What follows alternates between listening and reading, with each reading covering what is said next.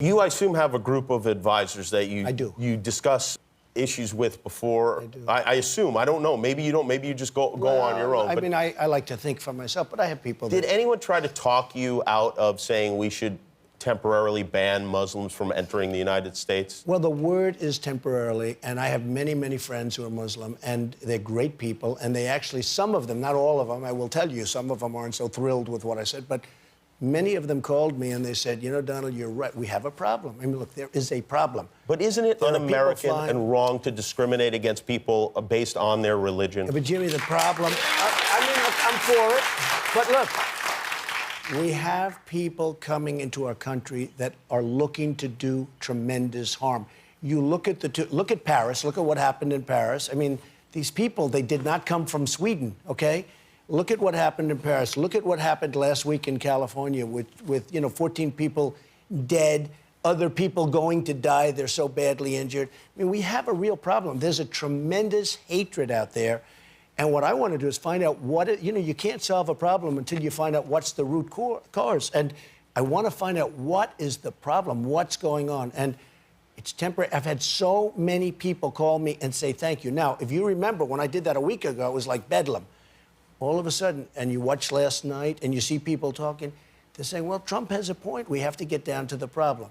The people that are friends of mine that called, they said, Donald, you've done us a tremendous service because we do have a problem and we have to find out. Those may have been crank calls. Those may have been crank calls.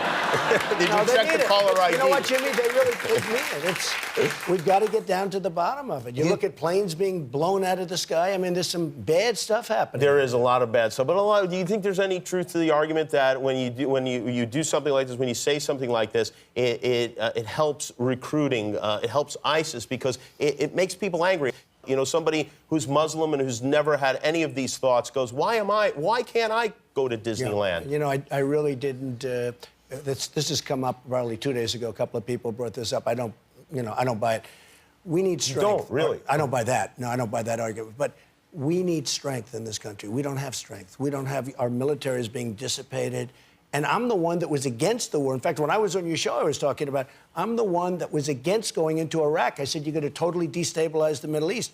Even though I was a businessman, for whatever reason, I guess I've always gotten a lot of publicity. For whatever reason, and if you look in 2004, 2003, a long time ago, I said, don't do Iraq. You're going to destabilize the Middle East, and Iran is going to take over the Middle East, and somebody else maybe. Well, the somebody else is ISIS. They've taken the oil, a lot of it, and Iran is taking over Iraq. And what have we done? We've spent $3 trillion, thousands of lives, wounded warriors all over the place.